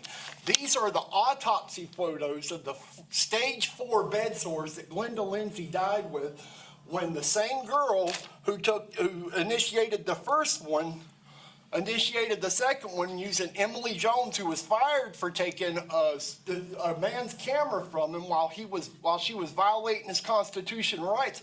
She was fired in Anderson. Here in Oconee County, she was promoted to sergeant after she killed Glenda Lindsay. And yes, I said killed Glenda Lindsay. She had 2 months warning. I stopped by her office, or stopped by the sheriff's deputy, and 2 months before she did this, I reminded her of her Anderson experience without shedding light about what I was talking about. But she knew what I was talking about when I told her, I hope that you can make the right decision. Instead, I figured it would happen when my mom went to the hospital. So what I did, right here's the fired note from Anderson, Lieutenant Human, that fired Emily Jones, who's now a sergeant in Oconee County. Since when do we start allowing people to guard our streets that have been fired from other districts to come here and reign tyranny on our family? Glenda Lindsay was my mom. She was the only person that wrote my dad while he was in Vietnam, taping and wounded Vietnam vets in the jungles of Vietnam. That's what she did. Her dad was killed in the Korean War. Look it up, in the Battle of the Chosin Reservoir. Her father was killed in there. And when she was while you're here in South Carolina, she come home, and I first recorded her. When she first would come home, I recorded her saying, "That's why I'm exposing this dark spot that they put on my soul." She was killed by a fired cop here in Anderson. That's District 13. We have 2 other cops being charged in Pickens County for stalking his ex-wife, and another one sending dick pics to a public informant. That's here in Oconee County, a small district. These aren't Christians. These people don't care about our rights. I become a cop watcher because what they did to Glenda Lindsay. That's what started me. When I got my mama home, I settled down and I took care of her. I sent her to Oconee Memorial to get a feeding tube. Same feeding tube that she had when she had cancer. She had cancer, head, throat, and neck. I recorded her nurse because I suspected that that girl might do something like this. I recorded her nurse before I sent her to the hospital. When she went to the hospital, the girl never called me back. I recorded my phone call with Sergeant Illian, offering to be a snitch for the Oconee County Sheriff's Department to keep my family protected. So I'm pro-law enforcement. I hate cops that abuse their authority. And when they get fired from another district, they should not work for Oconee County. Ask Lieutenant Hooman, who did he fire in Anderson County and why? Because she took a camera from a guy that was recording it. I'm passionate because it was my mama. My mama kept my dad's spirits up while he was dodging bullets from the Viet Cong. He was taping up your soldiers, the men that fought for your country. And now she's dead. Stage 4 bad sores, Crenshaw. Stage 4. That's the equivalent of a 3rd-degree burn. I didn't know that she even died. You know how I know she died? My brother called me the following day, the same brother who served in the First Pacific War against Iran. He called me the next day saying Mama died on a Sunday when I was bringing my son home from the pool. Glenda Lindsay's story needs to be told, and there should be held accountability to the criminal cop that killed her. Not with the bullet, but with neglect. And Michaela Roper should be held accountable for the evil that she's done to poor people at Oconee Memorial Hospital. That's all I got to say. I appreciate the media being here, and I hope Glenda Lindsay's death was not in vain, because she was an American patriot and a humble, born-again Christian. Thank you. Thank you. That's all we have this evening. Oh, thank you. We'll move on to council member comment session. I just want to start off about the flock cameras. You know that they do good. We see the good that can come of it, but we also, I think most reasonable people fear what can come of that. I appreciate the sheriff coming out here and speaking. He did not have to come up here. He came up and spoke at the committee meeting prior to. The sheriff is a constitutional officer that's elected by the public to run his office as he sees fit. He doesn't, unlike a city council, he doesn't work for the city council or the city administrator. But with that being said, I do want to make a motion. I want to move that the county council direct the county administrator and the county attorney to conduct a full review of the automatic license plate reader systems, including flock and whatever else may be out there in Oconee County. That's to be, and to return to council a written report with a legal recommendation within 60 days. And in that report, I want the scope of the council's authority, including the limits created by the sheriff's status as a separately elected constitutional officer, and the legal recommendation of actions available to the council, whether that's termination of these cameras, relocation of the cameras, whether that's through procurement, whatever that is. That's my motion. I also want to say that I think we saw tonight that the sheriff is very reasonable, but I do want to have what authority the council does have going forward. Second. Any discussion on my motion? If not, all in favor? Any other public comments? Yes, Council sir, I do. member comments? To start with, I didn't appoint Mr. Wayne Smith to there. If you want to know, I appointed the old doc. He was the one that I appointed. But out of all these conversations, I've heard accountability, transparency, fairness. I looked up transparent, and that means that you can see through something or a light will penetrate it. I don't know where there's several different definitions, but one is if you put spyware on somebody's computer and you're able to watch all the transactions coming and going on there, that transparency, I think, is a one-way transparency. Now, that's like you having somebody that's being interrogated and the other police are standing on the other window looking in, and the fellow that's being interrogated is looking at a mirror of himself. So, and I don't know, is there any fairness in that? Those words were used a lot like today, and accountability, is there any accountability in that? When you hang a camera up and the people that are being filmed, nobody in that building knows it, that they're being sent somewhere else and someone else is looking. Again, that's a one-way transparency. Somebody else is getting it and you happen to be the one that's being viewed and you don't know that you're being viewed. Thank you. Thank you, Mr. Moore. Any other comments? Yes, Mr. Chairman. Public safety is number one. And I appreciate the volunteers coming, and I appreciate the comments supporting the district. It's been real divisive. And because it's divisive, it's threatening public safety.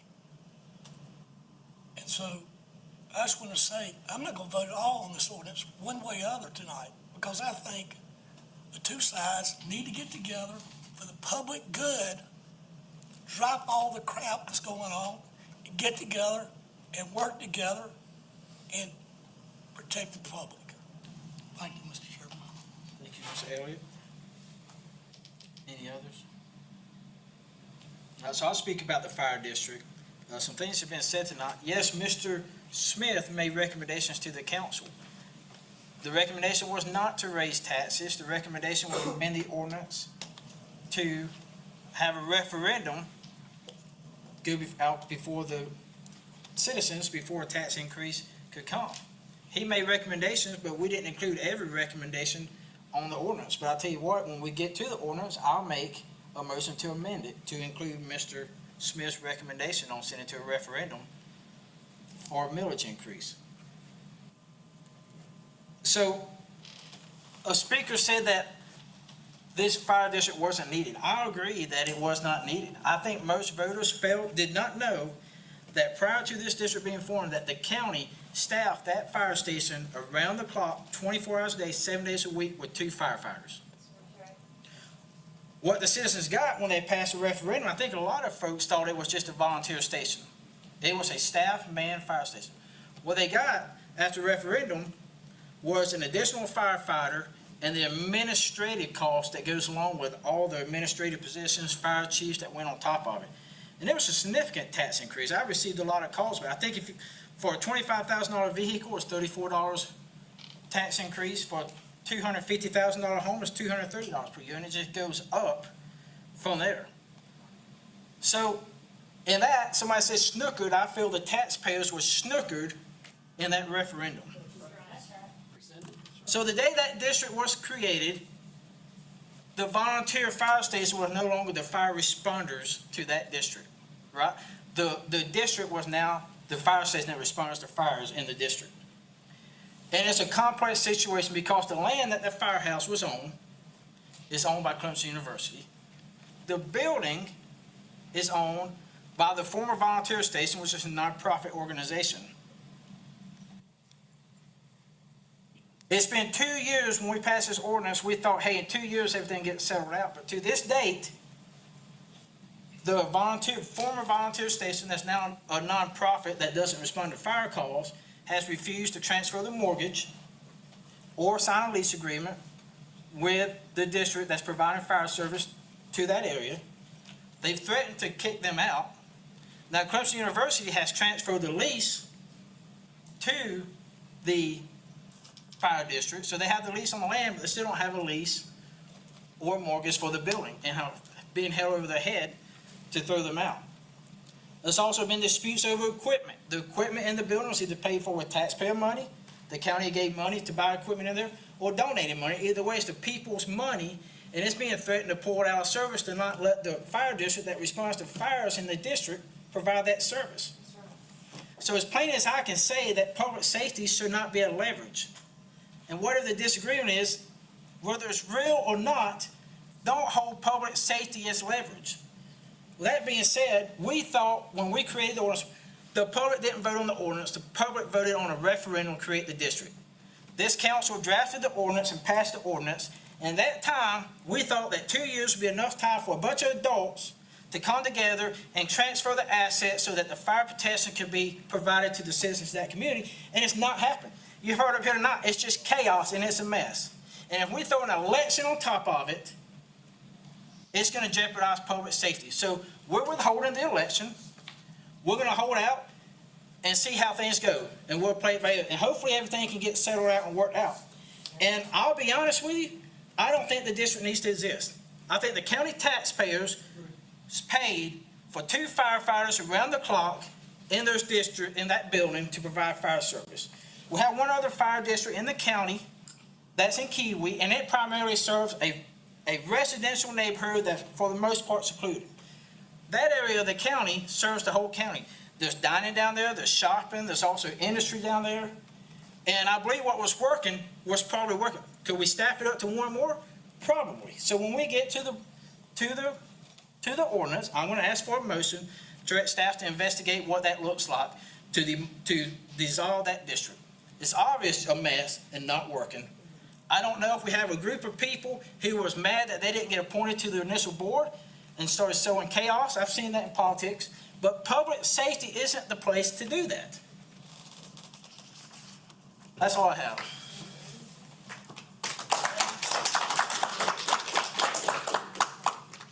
Any other comments? All right, here now we move to second reading. We have one ordinance. It's ordinance 2026-23, an ordinance amending ordinance 2024-26, entitled an ordinance establishing the Corinth-Shiloh Special Purpose Tax District for fire protection, establishing the Corinth-Shiloh Special Purpose Tax District Commission, and other related matters. Make a motion. You make a motion? We have a second? Second. Any discussion? So I'm gonna move that council direct county administrator in consultation with the county attorney, the fire chief, and the emergency director to examine the feasibility and legality of dissolving the Corinth-Shiloh Fire Protection Special Purpose Tax District and returning fire protection in that area to the county, and report back to council with findings, a proposed plan, and a cost analysis. And I'm gonna say, what's today's date? Let's say 90 days. That's my motion. I made the motion in a second. Second. All right, is there any discussion on my motion? If not, all in favor? Aye. Not voting. All right, so we're back to the motion on the ordinance. Any other discussion? Here none, all in favor? Well, Matt, Whoa, back up. I got one thing I want to say. It is a mess down there. And I know there's a lot of folks don't like the ordinance and us, I'll call rescinding from an elected board back to an appointed board. The board that's there now is appointed. I just don't think it's the right decision at this point in time to change the composition of the board while basically it's in litigation. Both of you's got lawyers. It's being discussed. It'll be litigated before it's over with. And to throw an election for a board in the midst of that is not the right thing to do. And I'll echo what Matt said. We don't need to be doing anything that jeopardizes the life, safety, and use that as a pawn. And that's what I've got to say. Thank you, Mr. Barnes. One more thing was made about appointment to fill a vacancy. The ordinance is written that you had the 2-year span before the election. We were still within that span, and per legal advice, that's the action we took within the confines of the ordinance. Also, I said I'd make a motion to amend the ordinance, but I do want to get legal advice. Mr. Chalmers not reviewed it, so I do want to make a motion to direct legal counsel to review what it would look like to amend the ordinance to have the millage go to a referendum for any increase above Mr. Smith, what was your recommendation? Was it any millage increase or above 25?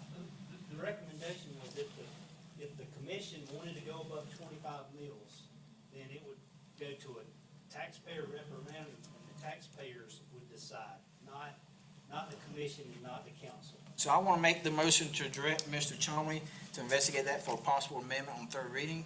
State law, no matter what happens, what budget they pass, the county council ultimately leverages that millage. So I do want a legal opinion on that. Second, any discussion on that motion? Hearing none, all in favor? I vote. All right, so we're back to the ordinance again. Any other discussion? Hearing none for second reading for ordinance 2026-23. All in favor? I vote. Next, we have first reading on the following ordinances.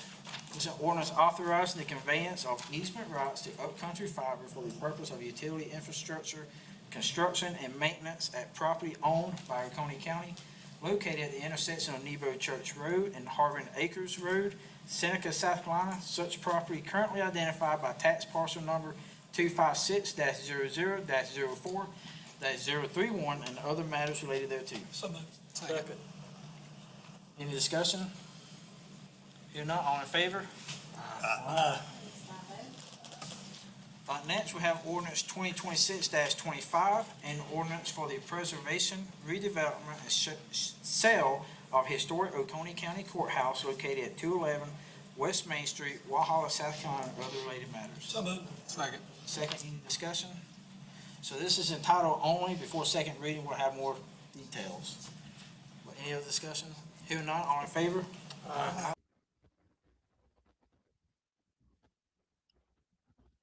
All right, we're going to go ahead and leave the county council meeting here. They're going to get ready to go into an executive session here in a few moments. So, wow. Very powerful public comment session. I think Mr. Hammond got away from himself a little bit. I've never heard the term dick pic in a county council meeting, but I did tonight. But this thing is far from over. The Corinth-Shiloh Volunteer versus the tax district. It is far from over. And tomorrow night, we're going to talk with some of the 501c3 volunteers coming up tomorrow night at 7 o'clock. And we're going to ask a lot of these same questions again. And I have to agree tonight with Chairman Durham. I think Chairman Durham spoke passionately. This is a public safety issue. And in the back of my mind, when all of this started, I think that the taxpayers were told that this was going to be a good thing. And again, the volunteers is the one that created this. They were the ones that went out and sought a tax district. And I kind of understand why they did what they did. However, it never materialized the way it should have. It took a turn, a very dark turn. And there was some conversations tonight. It was after the third week that this chief that was hired, that came from Demarest, Georgia, that everything started kind of going south. I think the commissioners that were appointed have been put into a very strange predicament. But again, at the end of the day, this is about public safety. And the public safety aspect is when you've got an organization that's fighting amongst each other, the people that pay the price are the people that live within the district. It is tough to go from a volunteer organization into a tax district. I don't think anyone will disagree with that, but there's a whole lot of things that's still going to have to be worked out. Now we've got Chairman Durham of Oconee County Council making the comments about how to get rid of it. Can we get rid of it? I'm not sure. Legally, I would think it would have to go back before a public referendum. I think it would have to go back before the taxpayers again. I really do. I think that's what the attorney Chumley, the county attorney, is going to find out, that in order to disband all of this, it's going to go back to a referendum. It'll have to be asked before the tax-paying citizens of the Corinth-Shiloh, do you want to get rid of it? I think that's what's going to be coming in 90 days. I think that's what we're going to find out in 90 days. But again, I think Matt was very passionate tonight. I think he spoke again. John Elliott made some great comments concerning this. This is a matter of public safety. That you've got the people caught in the crosshairs in of all of this, and it shouldn't be. $200 something thousand mortgage on a building in a volunteer organization. Well, again, somewhere along the line, something happened. And I don't know if it was a situation of that didn't get done like it was supposed to. But again, we're going to talk tomorrow night at 7:00. Danny Delmarco is going to be on the show. We'll have another edition, and then we're going to reach out and we're going to talk to the district themselves. We're going to have somebody come on, and we're going to discuss this. And again, like I said, Matt Durham made great points tonight. There is no question that this is a public safety issue. And the citizens are caught in the crossfire, in the crosshair of the two organizations that are having the issues. And again, litigation. Don Mize says this isn't litigation. It is. Attorneys are involved. But there is also another component that we've been told that there is an investigation going on about money. So just thought we'd pass that along too. So anyway, tomorrow night we will have another show for you starting at 7:00. Podster, we will be here, and we want you to be along with us tomorrow night. Also, too, the big news of the flock cameras. You're seeing that everywhere you go right now. These flock cameras is just the amount of what's being shared, and seeing all now that law enforcement are using these against certain individuals and certain people. So the flock cameras are not going anywhere. This is going to be another rapid problem that's happening. I think Mike Crenshaw did address all of this tonight, and I find Mike's going to be on next week with us. Mike Crenshaw, Sheriff of Oconee County, and we will discuss the flock cameras and the safety concerns. Is it a privacy issue? Glenn Hart touched on something tonight about the cameras and the flock cameras. About everywhere you go, you have cameras now. If you walk into the hospital, if you walk into a business, a restaurant, if you walk into the new Target opened up at 5:00 today, you've got video cameras everywhere. So is this an issue that needs to be addressed by a higher court? Should the Supreme Court get involved with this issue about these flock cameras? Is it invasion of privacy? Does it the Constitution? It's kind of like the Constitution is not caught up with technology. And we've been dealing with this for years. Technology has grown so rapid in just the last 15 to 20 years that a lot of the constitutional aspect of this has not caught up with it either. So again, these are great conversations that's going to be coming. But if you're just tuning in or just starting, definitely tonight's topic was the Corinth-Shiloh Special Fire District, and it got heated. It really did. There was a lot of comments. I heard from Bill Box. I know Bill Box personally. Bill Box put his 2 cents worth in, heard some of the residents that were talking about this. But again, the big thing to take away is Matt has ordered the county attorney to find out how can they get rid of it, the special tax district, and would it be under county control? We've got a whole issue coming. And again, we'll find out more as we get. Again, there's a timetable of 90 days on this.